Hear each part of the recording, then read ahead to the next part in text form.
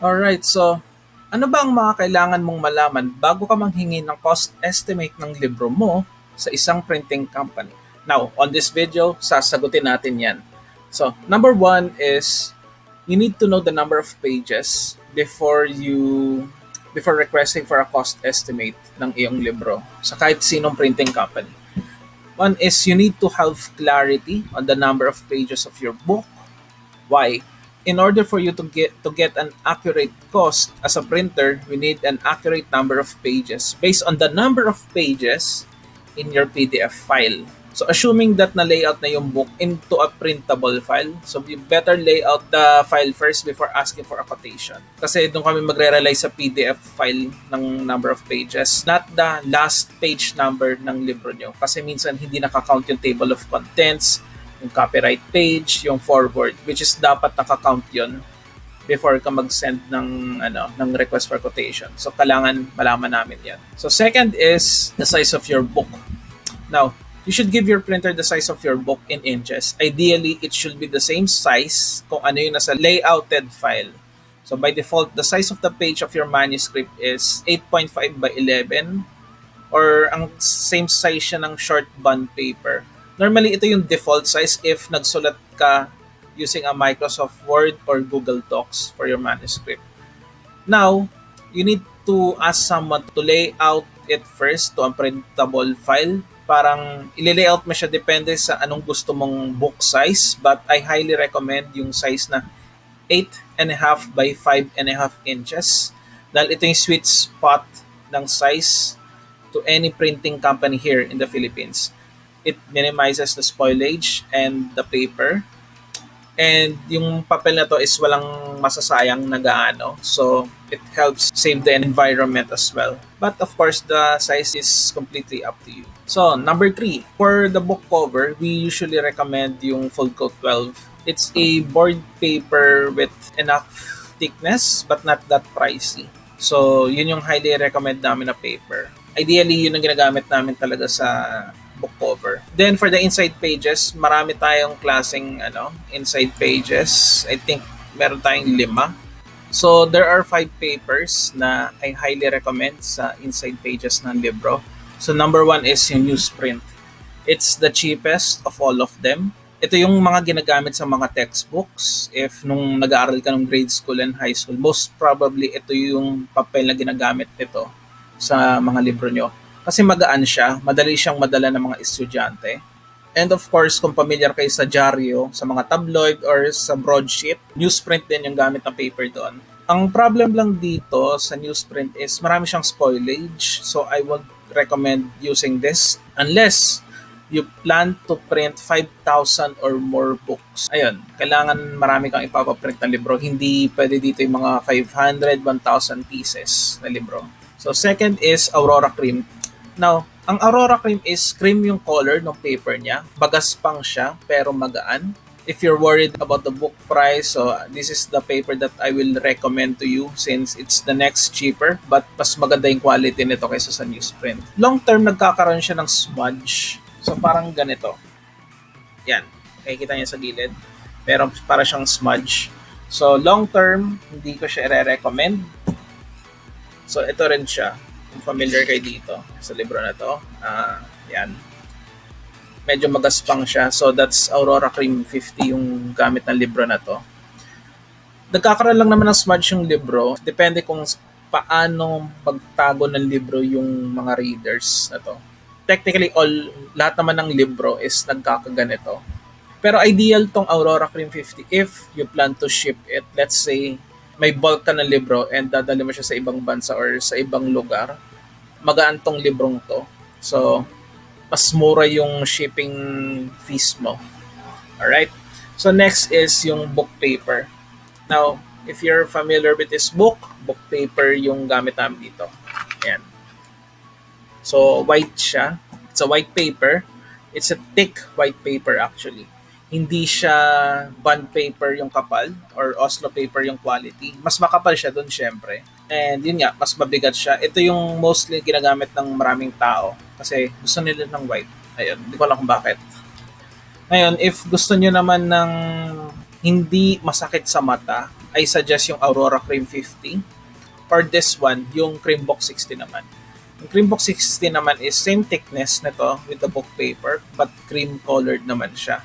Smooth siya compare sa Aurora Cream na magaspang and mas mabigat siya kaysa sa Aurora Cream 50. Ito yung ano, pag nakita mo yung libro na to is parang iisipin mo na premium yung quality ng paper niya. So, I highly recommend this if the budget isn't the issue for you.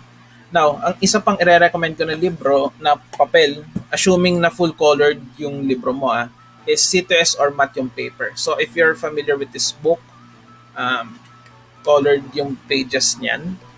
May mga colored pages dito eh. So, yan. Colored pages. Yan. If gusto mo ng colored pages, go with C2S or matte paper. Kasi iba yung absorption ng papel ng C2S or matte paper pag colored yung libro mo. So yun, and ang ayoko lang dito is hindi mo siya masusulatan ng ballpen or ng lapis. Parang mabilis madulas yung tinta sa ballpen. So hindi siya pencil and ballpen friendly. So yun, so ang ideal talaga is either kung gusto mo hindi masakit sa mata na papel is yung Aurora Cream 50 kung nagtitipid ka or Cream Book 60. Hindi siya masakit sa mata, pero yung kulay niya is premium yung quality. Ayan, so ang sunod na kailangan mo sabihin naman din sa printer nyo is kung anong klaseng lamination ang gusto mo sa libro mo. Kasi maraming klase ng lamination, pero ang pinaka-basic dito is yung matte or glossy. Yung matte naman is, hindi ko alam kung paano ko i-describe to in layman's term, pero usually ang pagka-describe namin sa matte kasi is yung pinapatay yung kulay niya. If nakakita na kayo ng kotse na nakamat, yung hindi makintab, di ba usually ang kotse makintab? Ito is parang patay yung kulay, parang walang ka-shiny-shiny dito sa kotse na to. Yun yung itsura ng matte. If you're familiar with the matte finish na cellphone or laptop, yun, ganun siya. Ideal siya kasi mukha siyang premium yung itsura ng matte. Pero same price lang naman siya sa glossy. Which is, yung glossy naman is makintab yung cover mo.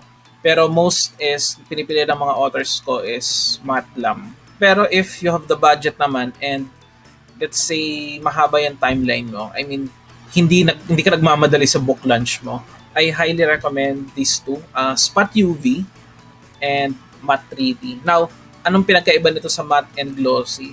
Si Spot UV and si Matte 3D is combination to ng glossy and ng matte. So, Spot UV ganito. Buong book cover mo is nakamat. So, patay yung kulay. Then, lalagyan namin ng shiny part dun sa libro na yun. Ikaw bahala kung saan mo gusto. Pwedeng sa book title or sa author's name or sa picture mo sa likod. Pwede yon. Same price lang yon whether sa harap and sa likod. So, I suggest i-maximize mo na. Pero don't let it na mag-suffer yung quality ng itsura ng libro na lahat ng text is gagawing mong shiny. So wag ganun. Pangit pa rin kalalabasan nun. So yun yung Spot UV. Now si Matte 3D is parang Spot UV siya. Ang difference nito is yung shiny area dun sa libro mo, yung sa napili mong shiny part dun sa libro mo is kapag hinawakan mo is mararamdaman mo may parang 3D feels siya. Parang may slight na emboss, pero hindi siya emboss. So, I highly recommend this if you plan to emboss yung book cover mo. And mas mura siya kaysa magpa-emboss ka ng book cover. And ang difference nito sa emboss is, well, emboss is mas makapal pa rin naman siya. And may bakat sa likod ng emboss eh. Ito wala. So, parang nakaangat siya. Nakaangat yung text, tapos pag hinawakan mo yung text na shiny, is ramdam mo yung pagka 3D niya. So, yun. The fifth one is the binding. So, dalawa lang naman ang binding sa libro. Perfect binding or soft-bound binding. Ang ginagamit dito is special glue para doon sa libro. This is what you usually sa bookstores kung may nakikita kayong libro na 100 to 750 pesos. Kasi dalawa lang naman yan, di ba? Soft-bound and hard-bound. So, this is for the soft-bound or perfect binding. Now, hard-bound is tinatahi to. Tinatahi yung para mabind siya, hindi gumagamit ng glue. Kumbaga, tinatahi itong mga pages na to. So, mas makapal siya and mas matibay siya. Pero yun nga lang, mas mahal siya. Normally, ang price difference niya is additional 90 to 150 pesos from your current na quoted price ng softbound na book. Ito yung ano, if you want to feel na, if gusto mo na sobrang premium yung itsura ng libro mo, yung hardbound na libro. Usually sa bookstores makikita mo yung mga hardbound na libro na malalaki is around 1,000 pesos above yung libro. Pero if you think na may market for that for your book na ganun, I suggest na you go for it. If not, go for the softbound na lang. Mas mura siya and mas makakatipid ka. Minimum din pala sa hardbound is 500 pieces, okay? Sa binding, 500 minimum din.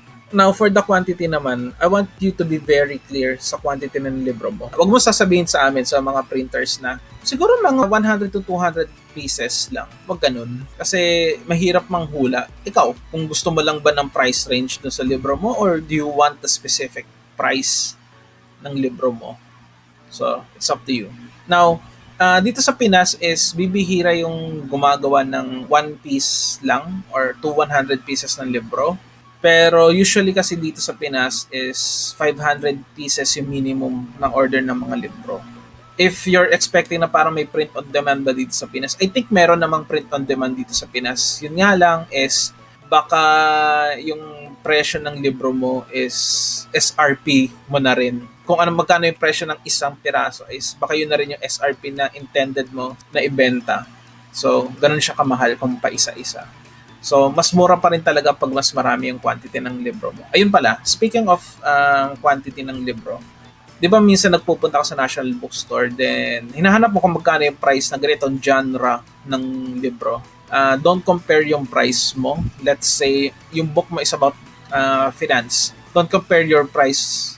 Assuming na same size kayo ng libro and same number of pages kayo ng libro ni Robert Kiyosaki, gagawin mo rin 350. Kung 350 yung book niya, 350 din yung book mo.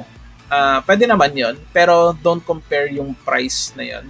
Kasi kung ang plano mo lang ipa-quote is 500 pieces, di ba? Tapos si Robert Kiyosaki, best-selling author, tapos 350 lang binibenta yung libro niya. Most likely, more than 5 to 10,000 yung pinapaprint niyan sa isang running ng libro. Kaya mas capable siya mag-price ng 350. Kaya mas malaki yung markup niya. Now, if you want to price your book to 350 or 300, pero kung assuming na quantity mo lang is 500 pieces, ang price mo lang siguro ng libro mo kapag nagpa-print ka is 100 to 120 pesos. Assuming lang to ha, hindi ko alam kung ilang number of pages yan. Not advisable na makikigaya ka ng price ng best-selling author.